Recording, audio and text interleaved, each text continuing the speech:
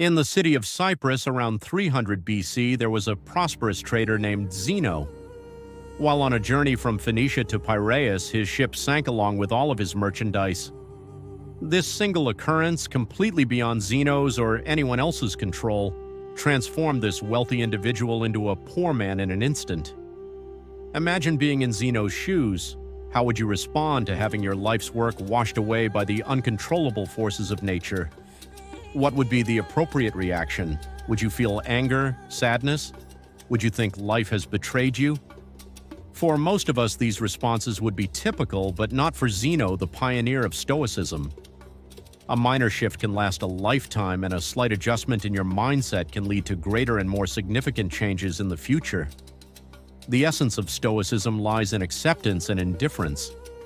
After studying the writings of Socrates and other influential philosophers, Zeno established and propagated Stoicism. He believed that while we have limited control over events that happen to us, we do have authority over how they impact us, and we must harness this power effectively. Instead of lamenting over lost goods, Zeno concentrated on keeping his composure, staying calm and neutral despite his unfortunate situation.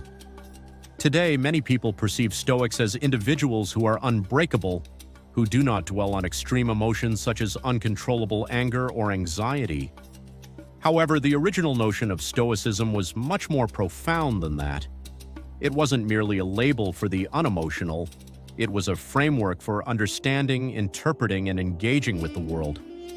This philosophy has endured through the ages, and its principles are as applicable today as they were thousands of years ago, providing significant benefits.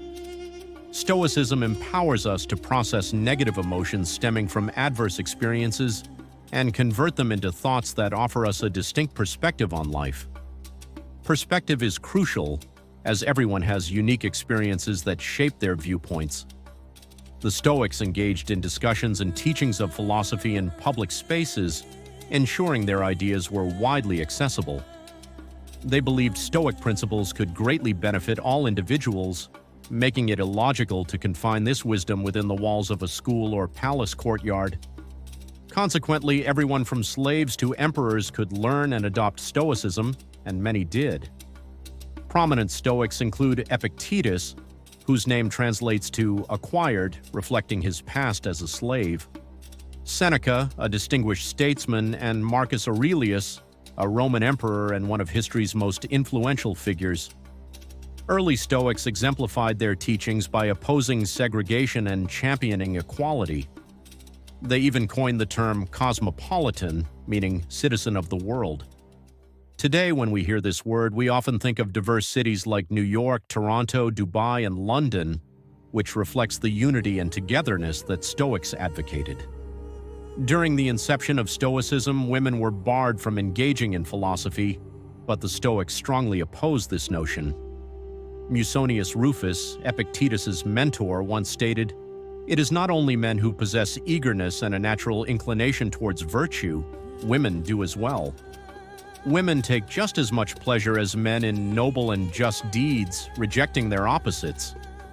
If that is the case, why is it fitting for men to seek and explore how to live well, practicing philosophy, while it is not for women?" Even in an era when it was unpopular, women were permitted to learn about Stoicism and become Stoics themselves. So, why do so many individuals adopt Stoicism as a guiding philosophy? In a world filled with unforeseen events, our emotions can often obstruct our judgment. The reality is, we don't simply feel sad because unfortunate things happen. We feel sad due to unexpected misfortunes. Rain is beneficial. It nourishes plants, provides hydration for livestock, and maintains a cool, humid climate. However, when caught outside without an umbrella, it can be an unpleasant experience. So, why don't we weep when it starts to rain? It's because despite the unfortunate circumstance, we have learned to expect rain. It's inevitable. We cannot control the weather.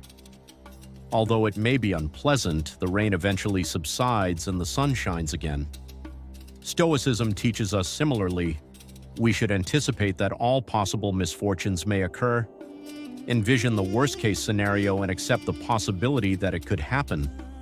One Stoic practice is known as voluntary discomfort, aimed at fostering gratitude. This could include sleeping on your kitchen floor, taking cold showers instead of hot ones, or subsisting on nothing but potatoes for a few days. These exercises help us realize that no matter how difficult things become, we can survive and even thrive if our mindset is right. By enduring these uncomfortable situations, we indirectly prepare our minds for future challenges.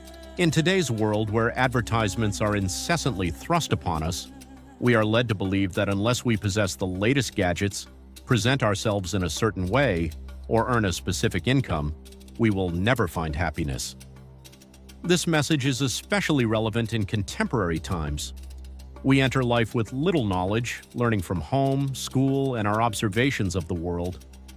Unfortunately, these three sources of knowledge often convey differing lessons. The pressing question is, should we internalize all this information? If we do, we may unknowingly set ourselves up for unrealistic expectations, ultimately leading to disappointment and dissatisfaction. That's no way to live.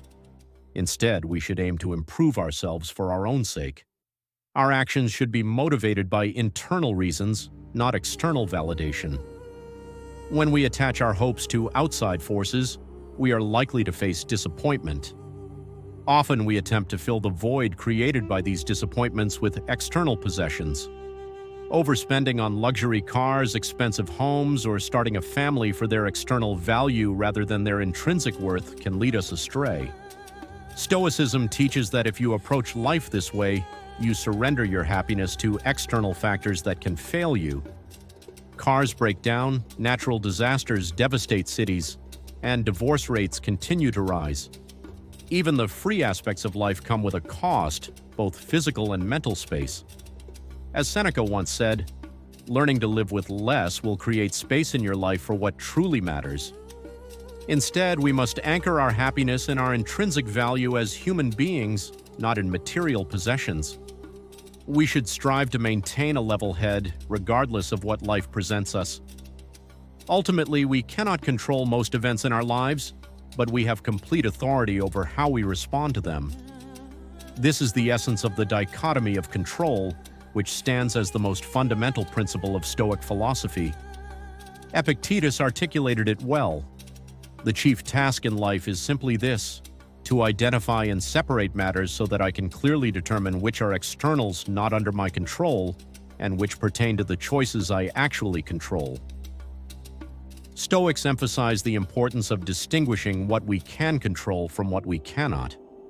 Our worth should be evaluated based on what we can influence rather than what is beyond our reach. Aspiring toward goals is commendable, but faltering when things don't go our way is, from a Stoic perspective, futile. Creating YouTube videos may be simpler than ruling as a Roman emperor, yet it still presents its own challenges. First, you need to develop your idea, which can be time-consuming, followed by researching that idea, discarding it if it falls short, restarting, scripting the video, producing it, editing, crafting a thumbnail, titling, and managing everything else before hitting upload. Everything leading up to the upload button is within your control. However, once you click upload, the fate of your content shifts to the YouTube algorithm. Many people gauge the success of their YouTube channel or Instagram account based on view counts and follower metrics, which often lie beyond their control. Stoics encourage us instead to measure the success of our work by the effort we invest, not the external results. Trust in the process.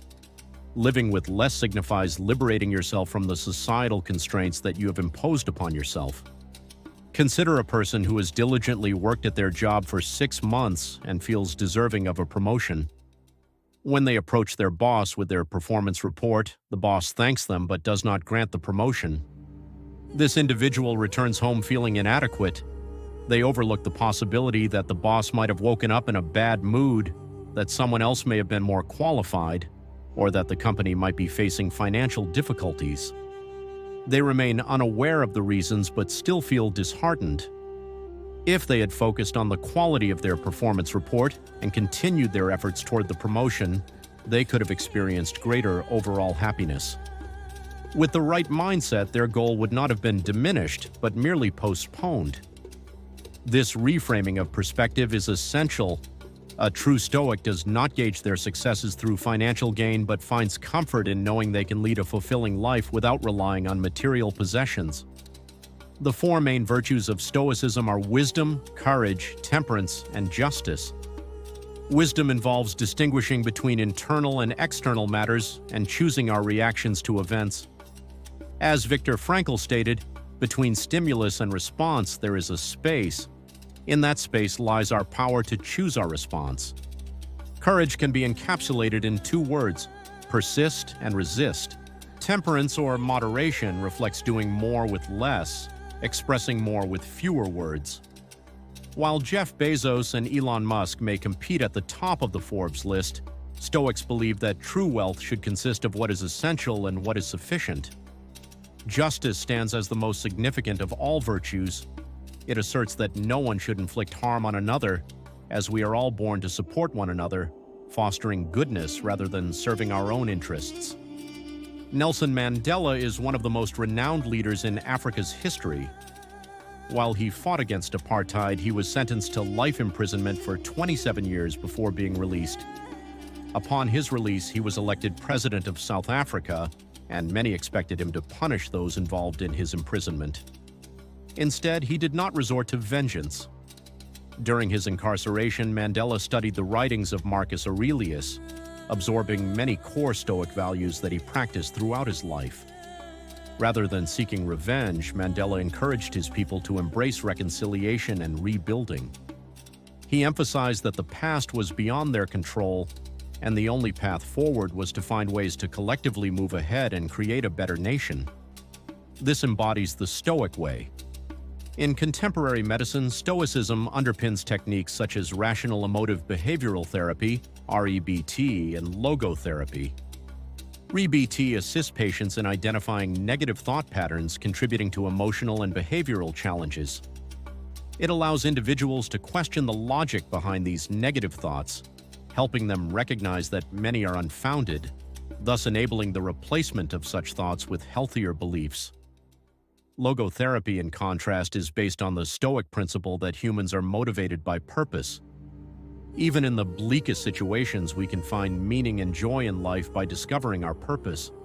However, as many can attest, this is often easier said than done. It requires a process of rewiring our thought patterns. We must let go of outdated beliefs in favor of new ones. To address our happiness issues, we must practice valuing ourselves. By shifting our definition of worth to encompass what we can control, we can cease fixating on what we cannot, leading to a happier and more fulfilling existence. Stoicism guides us through past and present challenges toward calmer, more peaceful waters. And if our ship were to sink, leaving us to drown, we could find solace in knowing we lived a good life, even if it was shorter than we had hoped. Remember, everything has an end.